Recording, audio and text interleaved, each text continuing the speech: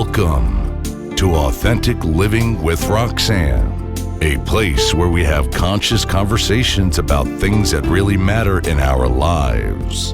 And now, here's your host, Roxanne Derhodge.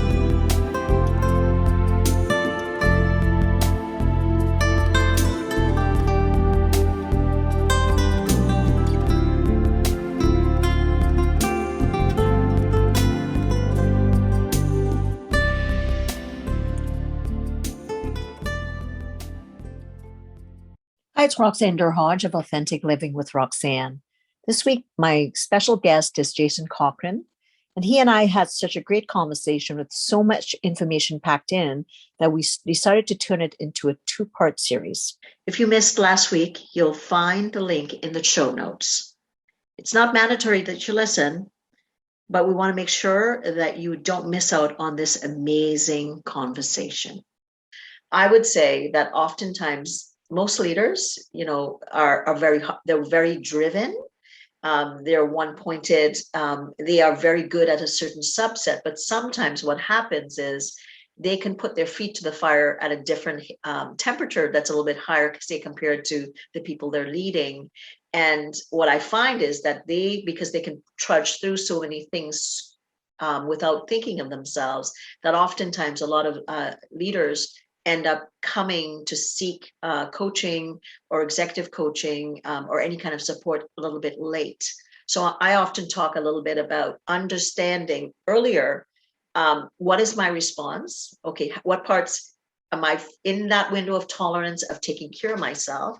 Or am I always tipped out that my expectations are so high of others around me that I'm putting them under duress and I may not know it? So let's talk a little bit about awareness from a stress perspective. So with leaders, what kind of things do you kind of deal with leaders in reference to stress that you find has been helpful to helping them with awareness? Yeah, I love what you just shared. That's going to be in your forthcoming book, and I can't wait to read it. But that idea of the stress signature is brilliant, Roxanne. And obviously, with you being a psychotherapist and my background as a psychologist, I tend to think of things, old habits are hard to break. I tend to think in terms of antecedents, behavior, and consequences. Yeah. So what happens before a behavior, then you have the behavior, and then what happens after it. And a lot of the work we try and do is around the antecedents. So what are the things? What are the signals that you can tell? Some of them are biological. Like if you can train yourself to be present in the moment and you can actually feel your heart rate, starting to increase, that's a sign. That's a physiological response to stress. It's not always a bad thing, but certainly it's something that you want to be aware of that can then start triggering certain kinds of inner dialogue, again, back to the inner dialogue of thoughts that you need to use to prime yourself for the situation that you're in so that you can handle it more appropriately. So recognizing some of those physiological signs, sweaty palms, things of that nature, I think are really important. But then after that is once you recognize the signals, then you got to have the tools in your tool belt. Okay, I'm recognizing this about myself. Now, how am I going to engage with this person? And so obviously each person is going to be a little bit different. For some who tend to be a little bit more, oh, this happened, I'm going to go right now and go solve this, probably would be wise, to take a little time, before something happens and to go interject yourself into the situation. Take some time, to do a little bit of research, some fact finding to understand it, because we definitely have worked with leaders that very much are, well, I'm going to go solve this right now. And so they'll quote unquote grab the bull by the horns. And so even though it may not be something that necessarily pertains to them, they see the quickest way of dealing with it is for them to intervene and to do it. And that can often backfire because now you may have undercut potentially a manager or a supervisor who really should be the one empowered to handle that situation, potentially with an employee, or vice versa, if it's something an employee is coming to you with.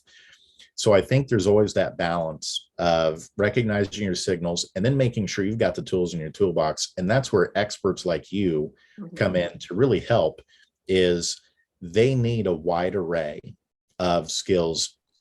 Obviously, we could go on and on probably for an hour and a half today of, brainstorming the different skills or things that we have done with leaders to put in their toolbox. There's many of them, but I think the main point from that is every context can be, or situation can be, unique.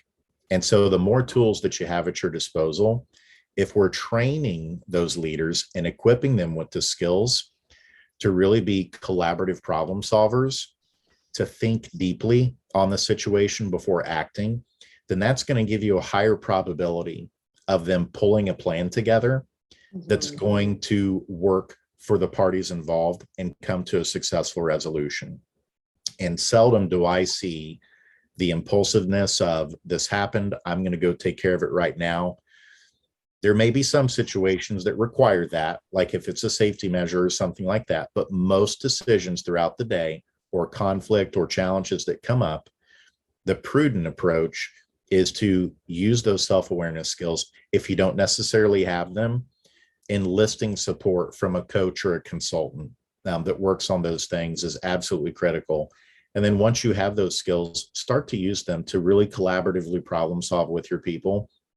Because as we know, as therapists, you can't solve people's problems. No, many people think that's what we do. And you know, when you start to say to them, you know, let's play a game. I'm going to tell you exactly what to go out and do. And I'm going to write it out for you, and I'm going to sign it. And then you're going to go out and you're going to try it for a week. Maybe you kind of go, oh, second week, you're going to fall flat, and you're going to come back and you're going to be mad because it's framed in my space versus yours, right? And it's really about understanding of what, who, what, why, and when, like, you know, that stuff in reference to what the fit is for that person.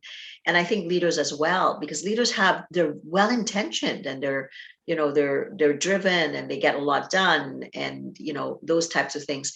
But even when working with leaders in awareness, something as simple, and this is just a little strategy that I use with them, is that they put alerts. I have them put alerts on their phone to cue them up to actually do something, to stay present, based on they're the type that gets hyper or hypo. So hyper is just like it sounds. They get a little bit kind of, frenetic, or hypo means that they get frozen. So throughout the day, this is something that I've done with a couple of CEOs I've been working with, and they come back and they go, it can't be that simple. And then they try it, and then they come back and they're like, wow. So I'll make them come up with something as silly as, what's one of the songs that every time you listen to it, it brings you back, into like a happy place. And then they'll tell me. So I say, okay, perfect. That's going to be one of your cues. Okay. So visually, so if maybe for me, it would be an ocean. All right. So then you're going to, load that on the top of your phone, and sight, sound, taste, touch, smell. And I make them put those cues in with the actual alarms, and they come back and they're like, I can't believe it. I did more. Plus, at the end of the day, I had energy. I had energy to go back, to come home and, take my boys to the park, or, to get out to have that swim, or versus being completely depleted to the point where, I still work the same amount of time, but because I took those little breaks to kind of stay present, and I was, had a lot, same things, balls in the air, that I was, oftentimes the CEOs were shocked that they were experiencing, but they hadn't thought about that. And it wasn't very long. It could be 2 minutes. It could be, something very simple. And then they kind of were present again, and then they could go on and be more productive. So again, it's that whole element of being mindful and being in the present, so that you can kind of take that mental break, do something that replenishes you, and go on again. Music is so powerful to do that. I definitely have songs that I play whenever I'm about to step into certain kinds of meetings to get my mindset right. And so I definitely fall in that category. And I think what's so cool about that too is even musicians themselves, talk about having an alter ego that they step into before they hop in. Beyonce. I think. Yeah, what's her, Sasha Fierce? And Sasha Fierce. Yeah, she said she came up with that, and when she gets on stage, she's in that persona. So I think when we think about being authentic, it's about, could we all have these aspirations? I'm sure you, Jason, or myself with my family, but we get driven. But then, through the day, if you're not consistently taking those little breaks to do something to replenish, then then we see a lot of, like you said, stress, which is positive, which is eustress. That's one thing that helps us get out of bed and achieve. But the other end is the short-term impact of stress. But then when we get into the longer term things where you see people like with short-term disability or their incidental absences go in, that's showing you that your environment is kind of speaking back to you, that's saying there's more arbitrations, there's more sick days, your tracking of incidental absences are going up, that we need to do something. And that's where, to your point, and my book is based on that as well. I have an assessment that all the authentic heart leadership skills, the leader gets assessed on it. And then not only does the leader assess themselves, but their teams assess the leader. And then as the leader goes through the training, the team continues to kind of bench how the leader's doing. So oftentimes we kind of have metrics for employees, but why shouldn't it be both ways if we're really creating change in reference to training? That's so true. Absolutely. I mean, obviously, candor is important when it comes to any of us developing and growing. We need honest feedback, and we need people to not hold back because they're worried about hurting feelings or things like that. And the only way we get there is by building trust with each other, and authentic leaders have that. And that's what helps them to continue to aspire and grow, is because they're getting real feedback. Their people aren't afraid to step up and say, hey, as great as you are, here's some things that weren't handled very well from my perspective, over the last month. And those are the leaders that are going to get the feedback that's going to help them take the next step and take their company and organization and their people to the next level. Psychological safety, just in terms of how important that is to have that. But even outside of business, we all need that in our lives. I remember the church we go to, our pastor, he now has a separate business. He does some leadership consulting. And I remember one Sunday, he shared about the importance of having 3 to 4 mentors. He believes a constellation of mentors in your life for those different aspects or contexts of our life. So he was talking about having a mentor, someone that's within your family. Doesn't necessarily have to be your spouse or your kids, but someone who gets the family context of your life that can give you feedback on how you're doing, how they perceive, that you're doing. Someone, from the business world, someone in your friend world. And when you have that constellation of people that you can count on that aren't going to hold back and are going to be honest with you because they care about you, that really helps you to develop that self-awareness signal, and really understand how you're doing. I like the word you used, benchmark, to kind of benchmark yourself. How am I doing as a dad? How am I doing as a husband? How am I doing as a leader in the organization? How am I doing as a friend? And, just getting those inputs, if you've put in the work to really cultivate those relationships with people, they're going to be honored to be asked to be a mentor. They'll say, absolutely, I'll be happy to do that and to provide some feedback as best I can. And when he shared that, I thought that was a really unique way also, that concept of having a constellation of mentors for different aspects of your life. And that's something that I'm working on. I have some within my family and my friends, but I need to start working on more within the business aspect of things to help with that. Well, I think one of the questions in the book is I ask the leaders when they're finding out information, I say, take one of your children, obviously one of them that can understand that concept, and ask them how they know when you're stressed versus not, so that they could get feedback from, say, one of their children, because that may be what you're mirroring at work, but oftentimes people may not, feel safe enough, to your point, psychologically, to say, hey, Roxanne, when you're, stressed, you seem to do this, or this, you're more equipped or whatever.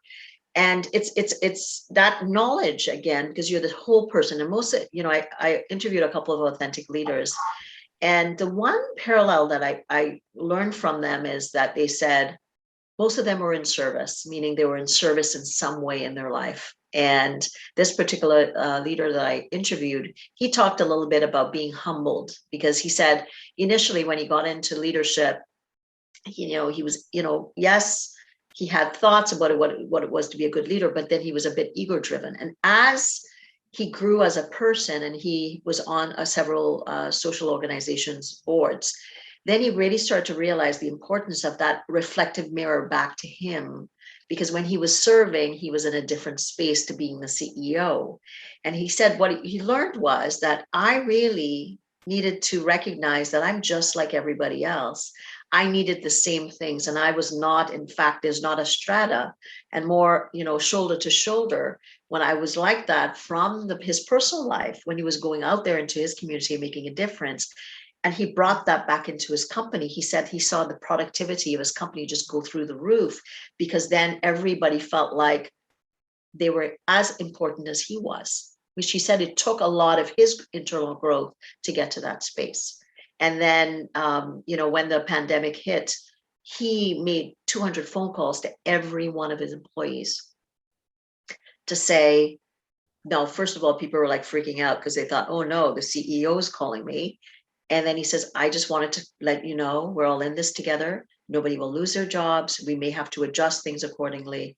And I'm here if you never need anything, which what a powerful space to come from. So even his interviewing these leaders and talking to them about their steps of development was amazing. It was research that I was doing for my book, but it also helped me to reflect on my life and what kind of leader am I being in my life as well. Yeah, I mean, absolutely. That idea of service, and servant leadership, that's what gets people to, it's their choice whether they're going to follow you or not. You can't force them. I mean, you can, but it's not going to work well. Right. Short term, right? Short term. And then long term, you realize it's kind of that people need to see that congruence between, if I were to see, here in Canada on the hockey rink versus in the boardroom, am I any different? Am I the same person? And, we all need to feel like the person we're working with or for is kind of the same person in every space of their life. And that's, with a lot of the leaders that I work with, they're the ones that are really wanting to, like you said, they're wanting to do better. They're wanting to learn. Some companies will come to me where there's been an issue. And oftentimes, there's need for education of that company on psychological safety first before they can do the authentic leadership development. Because if you've got kind of pervasive themes of lack of safety, lack of trust, ineffective leadership practices, those types of things, you have to acknowledge them and, say, okay, this is how we're going to repair it. But you can't jump into, I was inauthentic yesterday, and guess what? Today we have every, bell and whistles that's authentic. That's like, shooting yourself in the foot quite figuratively. So I think with a lot of companies, they're recognized through the last couple of years.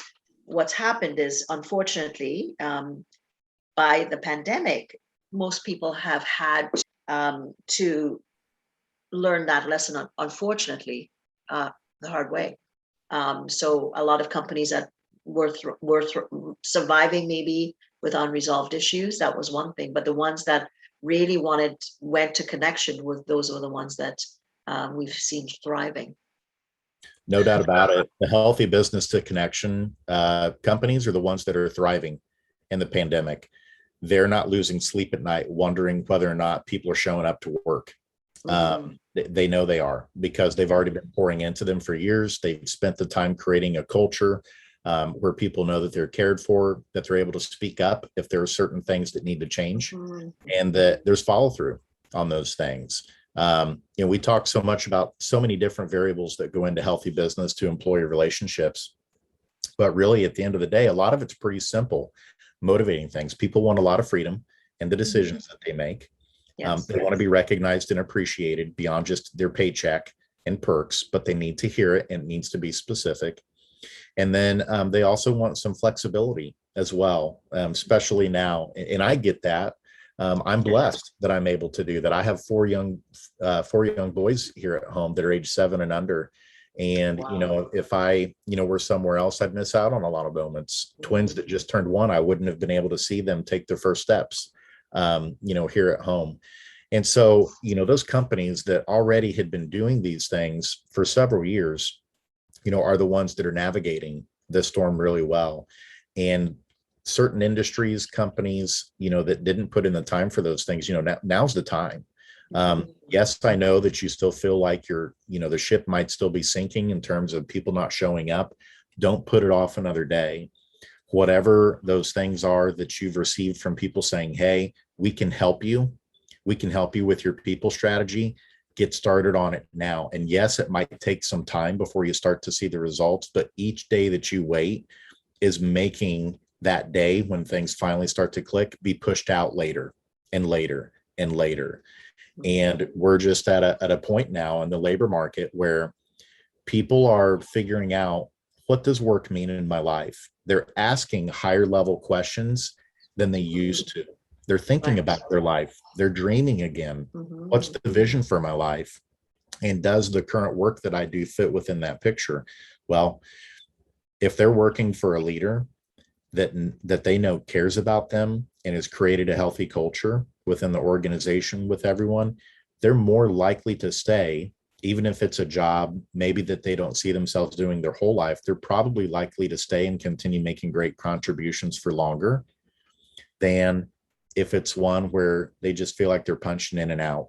And it's just, okay, I'm just putting one foot in front of the other each day. And that's not motivating.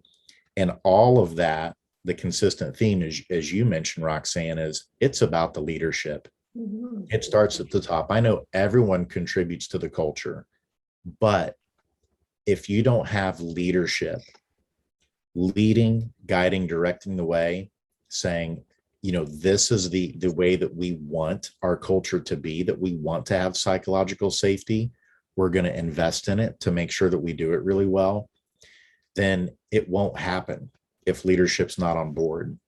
And it's just interesting to me that we finally hit a point in human history, I think, where a lot of these things that seemed, oh, well, that's just a bunch of, hippie baloney, or even automation.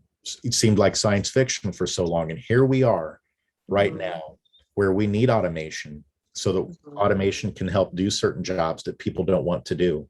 We need automation that can help people get more done with their jobs, the repetitive things, because more's being thrown on their plate because they're working more hours to try and keep up with productivity. We need healthy culture and people strategies. Now, it's not just a bunch of, hippie kind of stuff, but we need it because that's what your business needs. Your people are the most important aspect of your business, and your employees are your first customer. If they aren't feeling good about the relationship they have with the organization and the people within it, then your customers aren't going to feel that way either. And so that's why these things are so important, I believe, right now. And authentic leadership is absolutely that cornerstone piece that has to be in place first before you start building and adding the other components to it. You've got to have those pieces. And that's why the work that you're doing right now is so critical and so important, and that we get it right. And again, for those organizations, if you haven't started it, don't sweat it. Don't beat yourself up. Let that go. Today's the day. Get matched up with Roxanne, some other experts, in the area that may be close by to you that can help with this, because this has everything to do with the health and wellness of your people and the health and wellness of your business. It's that important. Absolutely. It couldn't have been better said. Now, Jason, I think you are right. You and I can probably talk for a very long time.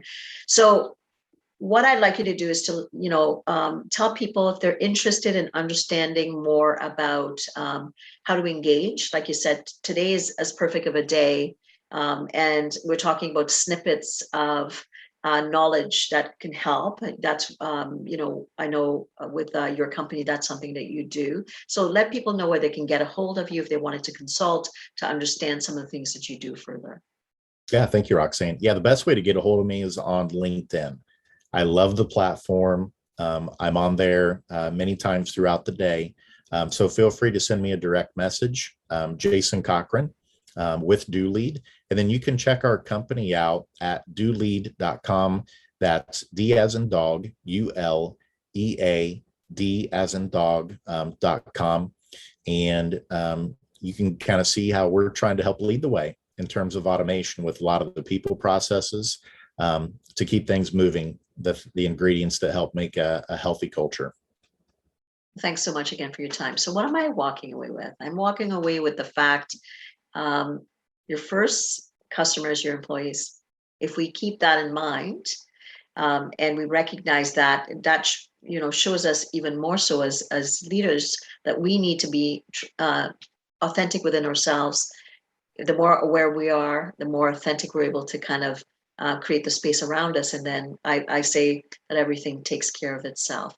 So if anyone listening would like to have a coaching call with me, please reach out. It's roxannedurhodge.com. We can talk a little bit about some of the things that Jason and I talked about today for yourself and your teams. I would love to help out.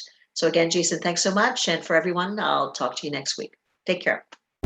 Thanks for tuning in to Authentic Living with Roxanne, creating the space for positive, healthy change. Roxanne is a keynote speaker, psychotherapist, and coach. To work with Roxanne, visit roxannedurhodge.com/blueprint. We'll see you next time on Authentic Living with Roxanne.